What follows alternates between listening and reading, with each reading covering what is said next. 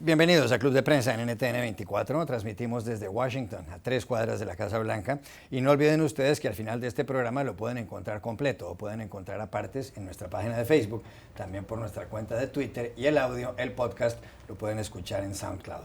Les doy la bienvenida hoy a los invitados a Club de Prensa. En primer lugar, el periodista y analista catalán Xavier Vilá. Bienvenido a esta mesa. Muchas gracias, Juan Carlos. Buenos días. José López Zamorano, corresponsal jefe de la agencia mexicana de noticias Notimex. Bienvenido también. Gracias. Y Muni Jensen, analista política del Club de Prensa. Bienvenida a este programa. Gracias.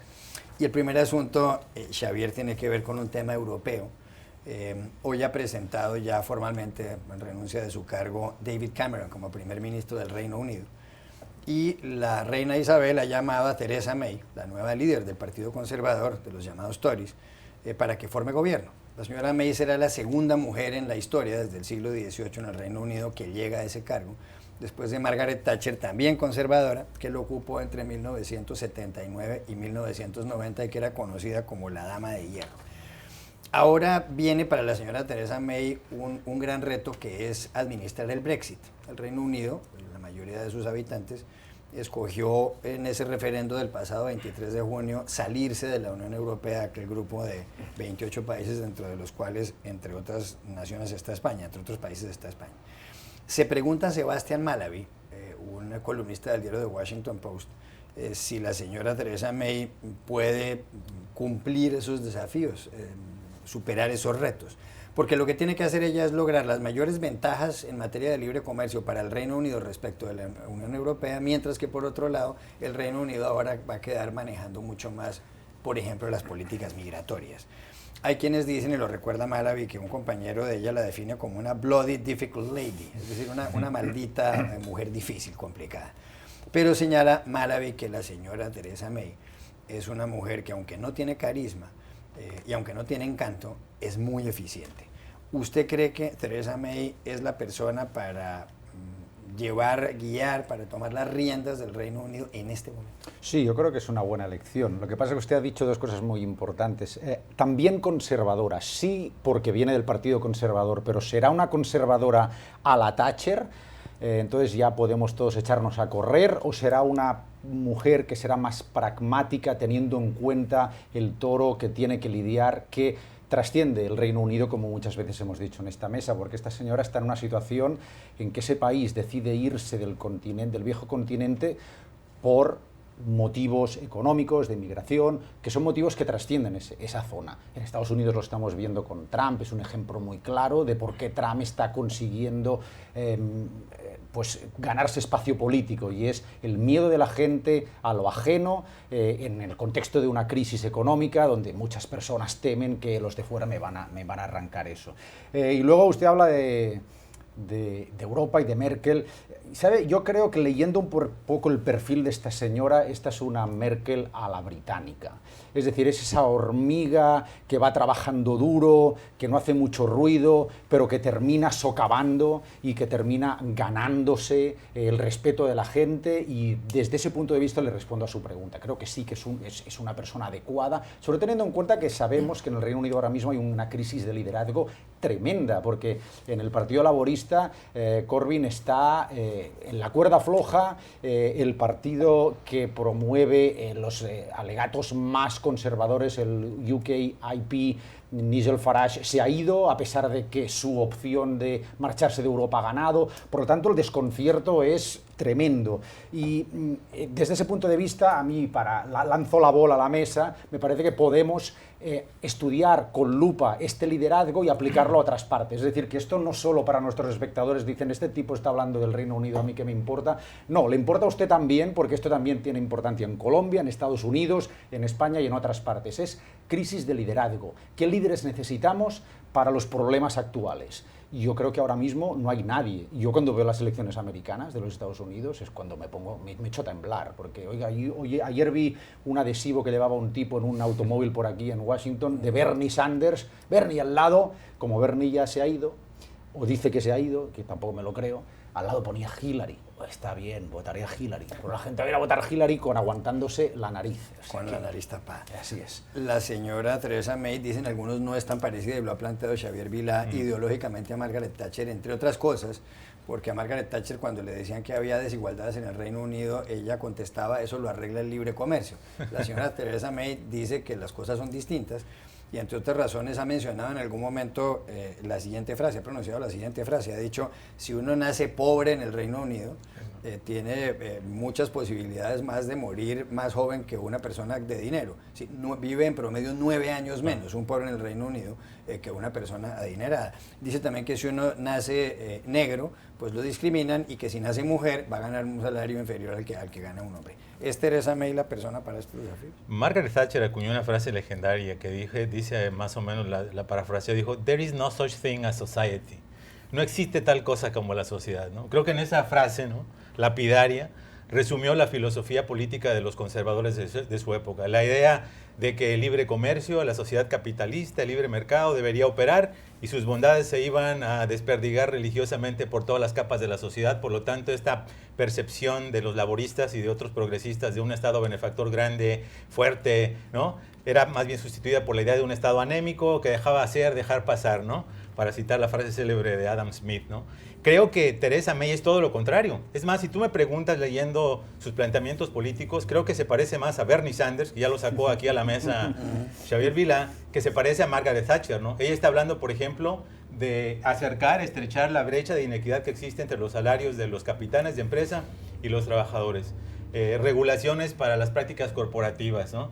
Entonces, yo creo que toda esta filosofía tiene sentido en el momento que está viviendo de tensión social la Gran Bretaña por la razón del Brexit, ¿no? Porque tiene este reto, ¿no?, de haberse sacado el tigre de la rifa, ¿no? No fue casual que David Cameron expirara un alivio cuando anunció que se iba, ¿no?, y que varios otros políticos como Boris Johnson decidieran dejarle el camino abierto, porque realmente tiene este reto de, por una parte, lograr estos beneficios arancelarios, que va a ser muy complicado que los preserve, ¿no?, preservar las ventajas posibles que tenga con la separación, este divorcio de la Unión Europea, hacerlo un aterrizaje suave, lo más suave posible, pero al mismo tiempo preservar el espíritu del mandato que depositaron los británicos en el sentido de sus preocupaciones por la política de migración y la política de integración y la pérdida de soberanía, ¿no?, y la autodeterminación del pueblo. Entonces, este no es un escenario fácil para ella y probablemente sí es la persona adecuada, ahora ya sí respondo a tu pregunta, porque creo que tiene el pragmatismo, el carácter realista, no es una mujer ideóloga como lo era Margaret Thatcher, que probablemente le va a permitir hacer las alianzas políticas suficientes y quizá las concesiones necesarias para sacar adelante a la Gran Bretaña. No sé si será o no la ideal, pero es la que quedó, después de que los demás cayeron como dominós. Y miremos esta semana, hubo un voto, un Brexit, un par de puñaladas en las espaldas de los que quedaron vivos, dimisiones, otra vez un cambio de mando, y ahí está la señora Theresa May, casi quiéralo o no. Tiene unos desafíos enormes. El principal desafío que tiene es, como una persona que se opuso, si bien no con mucha vehemencia al Brexit, en este momento tiene que defender la salida del Reino Unido de la Unión Europea de la manera más prudente posible, y a la vez que debe tratar de cortejar a los euroescépticos que tiene en su propio partido, que son bastante, debe también responderle al 48% de los ingleses que no querían salirse de Europa. Por otro lado, ella tiene el reto de formar un gabinete también para apaciguar los ánimos y en un momento de enorme sensibilidad de la política británica. Pero lo más difícil que tiene, y es quizás donde no está tan bien equipado, por lo menos su récord no lo indica, es en afrontar la crisis más gorda. Según los ingleses, la crisis más gorda que tienen es el tema de la inmigración y de los refugiados.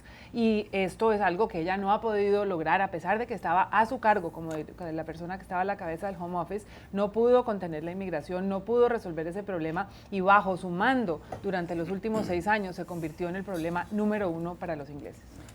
Cambio de asunto, Pepe, y tiene que ver con la campaña presidencial aquí en Estados Unidos. Las elecciones son dentro de 3 meses largos, el 8 de noviembre, y las convenciones de ambos partidos empiezan en muy pocos días. Ahora el día 15 en Cleveland, en Ohio, comienza la del Partido Republicano, donde posiblemente terminará siendo bendecida la candidatura de Donald Trump, y la de los demócratas lo será a finales del mes de julio en Filadelfia, del 25 al 28, en donde Hillary Clinton será ungida como la candidata de esa colectividad de los demócratas. Ayer ocurrió algo en Portsmouth, en New Hampshire, y es que Bernie Sanders, el otro precandidato demócrata, finalmente tiró la toalla, arrojó la toalla y decidió respaldar a Hillary Clinton. Dijo que él espera que ella haya ganado la nominación, como dicen especialmente en inglés, y que él hará todo lo posible para que ella se convierta en la candidata del partido. Aquí se habla mucho de una negociación en lo que tiene que ver con el programa de Sanders y de Hillary. Por ejemplo, él parece haber renunciado a esa lucha, a esa enemistad que tiene él con la Alianza Transpacífica, a la crítica que él tiene a ese Tratado de Libre Comercio. Pero por otro lado, Hillary Clinton parece haber acogido dos propuestas de Sanders. Una, que el salario mínimo en todo el país sea de $15 la hora. Y la segunda, que las familias que ganan menos de $125,000 puedan lograr que sus hijos tengan una educación gratuita. ¿Aquí quién ganó entre los dos? Yo creo que ganan los dos, ¿no? Es una alianza incómoda. Dice el dicho que una imagen dice más que 1000 palabras. Y si tú le quitaras el sonido a la aparición junta de ambos en Nueva Hampshire, dirías, ¿qué están haciendo esos dos ahí cuando evidentemente no se digieren el uno al otro, ¿no?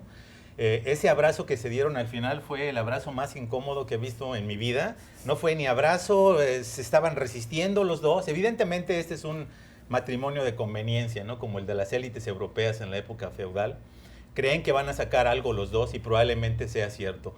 Es claro que Hillary sigue siendo la ganadora porque hubiera sido muy triste y muy preocupante para la estrategia de Hillary tener al ruido de los seguidores de Bernie Sanders en la Convención Nacional Demócrata, buscando promoverlo, haciendo manifestaciones anti-Hillary, proponiendo banderas que no son las de Hillary, y es mucho mejor que lleguen calmados. En ese sentido, yo creo que Hillary siente un nuevo suspiro de alivio, porque va a ser una convención no al estilo tradicional, beligerante, sino una convención de coronación. Por la otra parte, creo que Bernie Sanders también pragmáticamente sabía que está perdido. Cualquier lucha quijotesca en el seno de la convención iba a llegar absolutamente a nada más que probablemente a ser despreciado por los demócratas y los mismos liberales y progresistas si es que por él perdían las elecciones en noviembre. Logra, como bien mencionaste, estos temas. También acercó a Hillary otros asuntos, como por ejemplo la idea de que la educación universitaria sea gratuita en las universidades públicas. Y Hillary Clinton de alguna manera retoma todos estos temas. Tiene un ramo de olivo para los seguidores de Bernie Sanders que no son despreciables, sí. Y es un segmento de la población clave que impulsó el triunfo de Barack Obama en 2008, que son los jóvenes universitarios, que no solamente votan, sino que además jalan votos. Entonces yo creo que es el mejor de los escenarios para Hillary. Xavier Vila.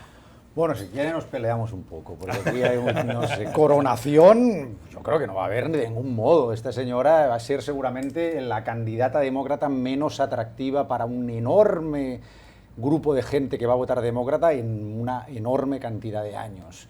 Es decir, que sí, va a ser la candidata, pero bueno, ayer en este acto los seguidores de unos y de otros que estaban mezclados se estaban diciendo de todo menos guapos, es decir, que allí no había precisamente un ambiente de concordia.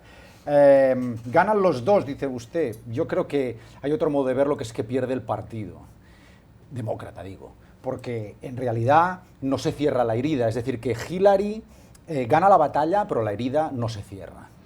Y va a perpetuarse hasta el 8 de noviembre. Vamos a ver qué ocurre luego. Supongo que una victoria es balsámica, pero como gane Trump, bueno, ni le cuento.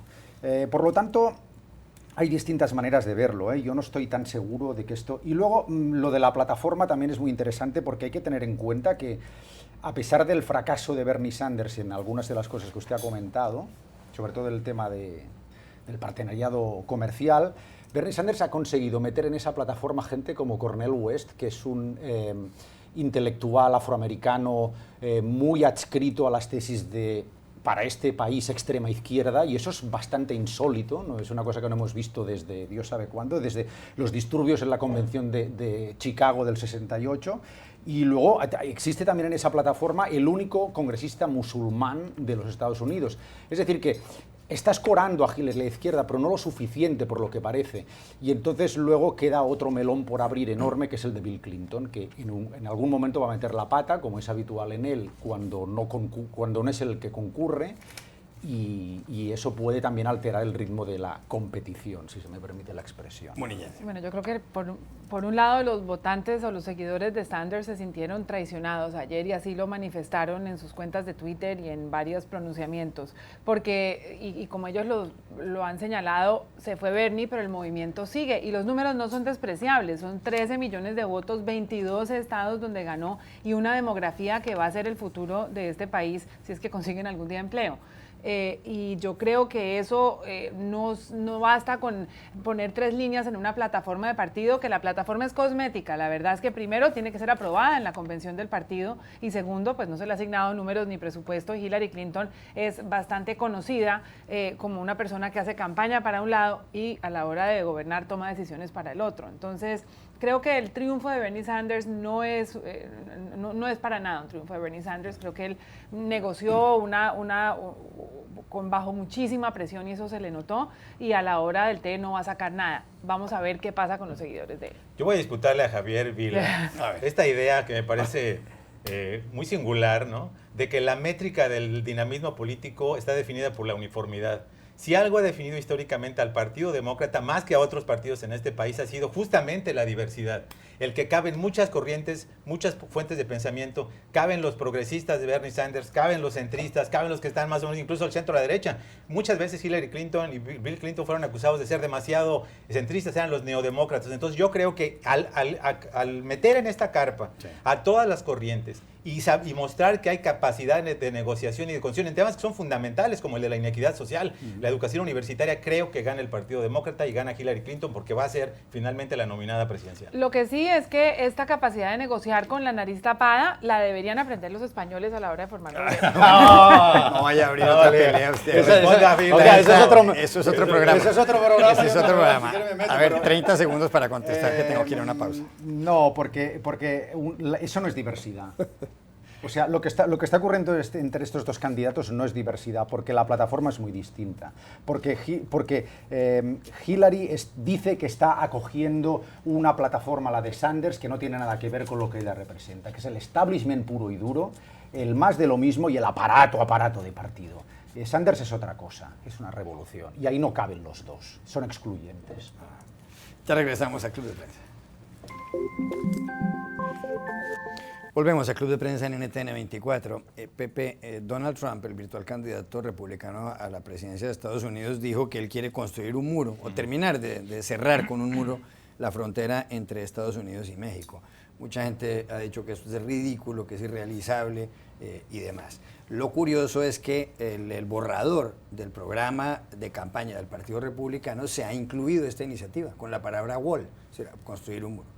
¿Cuál es su lectura de la inclusión de esa frase en el programa? Bueno, justamente mencionaba a Xavier Vila en el agitado segmento anterior el tema de la plataforma política. Los que llevamos años aquí en Estados Unidos, si me hubieras hecho la pregunta de la importancia de la plataforma política, te hubiera dicho, ¿qué es una plataforma política? Nadie le hace caso, empezando por el candidato que supuestamente la debe de abanderar después de que la votan en la convención, sea republicano o sea demócrata. Es decir, es una pieza de ornato casi ceremonial de la cultura política de Estados Unidos, ¿no? Entonces, eso te respondería normalmente. Lo que importa de esta ocasión, me parece, de la plataforma política republicana, no es que la vaya a seguir Trump, o no la vaya a seguir Trump, sino muestra el nivel de claudicación de los republicanos, del Partido Republicano, a las ideas de Donald Trump. El Partido Republicano ha sido históricamente un partido de, por ejemplo, el libre comercio, la búsqueda de tratados internacionales. Aún en migración las plataformas han sido muy cautelosas sobre la importancia de preservar los balances, de la importancia de la migración, por ejemplo, de la mano de obra calificada. En este momento, evidentemente, la mano de Trump está claramente metida allí. Se jalaron totalmente a la derecha en la idea de crear este muro. Fue propuesta de Chris Kobach, uno de los ideólogos de la derecha, secretario de Estado del Estado de Kansas, y uno de los autores intelectuales de muchas de las movilizaciones, iniciativas, ordenanzas drásticas, draconianas, antiinmigrantes en todos los Estados Unidos, y ahora queda plasmado ahí. Aún en el tema del libre comercio, los republicanos le dan la espalda históricamente a su participación que hubo mayoritaria para apoyar todos los acuerdos de libre comercio de Estados Unidos, incluido el acuerdo de libre comercio con México y con Canadá en el 93, donde votaron con una alianza muy singular con Bill Clinton, y ahora le dan la espalda y le piden al presidente en turno que por favor vea muy cautelosamente lo del acuerdo de alianza transpacífica. Esto es obviamente una claudicación, un triunfo de Trump que muy probablemente va a ser mucho más complicado que logre ese centro político que estaría buscando para ser competitivo en las elecciones de noviembre. Un cambio de asunto para un comentario breve. Hay en España una gran controversia. El fin de semana murió un torero, Víctor Barrio, en Teruel, una cornada que le pegó un toro mientras él voluntariamente lidiaba el toro. Por supuesto, hay un movimiento antitaurino en muchos países, incluido en España, que es legítimo y tiene argumentos de peso, así como los taurinos tienen los suyos. Pero hay una polémica por un mensaje de un profesor que trabaja en la Comunidad Valenciana, no dentro de la plantilla de los profesores de la comunidad, pero allá se llama Vicent Belenguer. Y escribió lo siguiente, no lo puedo leer porque hay muchas groserías, pero dijo: muere un tal Víctor Barrio, de profesión asesino de toros en Teruel. Yo, que soy ciudadano educado hasta el punto de ser maestro, me alegro mucho de su muerte. Lo único que lamento es que de la misma cornada no hayan muerto los hijos de que lo engendraron y toda su parentela. Esto que digo lo ratifico en cualquier lugar o juicio. Hoy es un día alegre para la humanidad, bailaremos sobre su tumba y aquí se refiere a la micción de los hombres, en las coronas de flores que te pongan, cabrón. Le quita peso al movimiento antitaurino que alguien diga esto. Hay una reacción de miles y miles de personas en España, incluso antitaurinos, diciendo que aquí se les está yendo la mano a alguien. Bueno, claro, pero es que alguien que se alegra de la muerte de un ser humano ya se define por sí solo, ¿no? Es decir, que ya no hace falta elaborar demasiado más sobre este individuo que dice estas barbaridades que no tienen cabida en ningún sitio. Que esta persona se dedique a la docencia, imagínese usted qué desastre, ¿no? Porque los valores que debe inculcar en sus alumnos no quiero ni pensar los que deben ser. Y sí, creo que sí, que además, y eso es lo menos importante en este caso, pero además le hace un flaco favor al movimiento antitaurino que en algunos casos pues define este llamado espectáculo como algo que creen que no debe echarse adelante. Pero sí, lamentar este tipo de declaraciones, y esa es también otra derivada de las redes sociales y de cómo hoy en día nos llega todo tan rápido, de qué modo que cualquier individuo al que le falta cerebro, porque realmente es la manera de definir a esta persona, puede decir estas barbaridades. Ya regresamos a Club de Prensa. Volvemos a Club de Prensa para despedirnos porque se acabó el tiempo. Gracias, Xavier Vilá, José López Zamorano y Muni Jensen, y a ustedes los espero mañana nuevamente en Club de Prensa.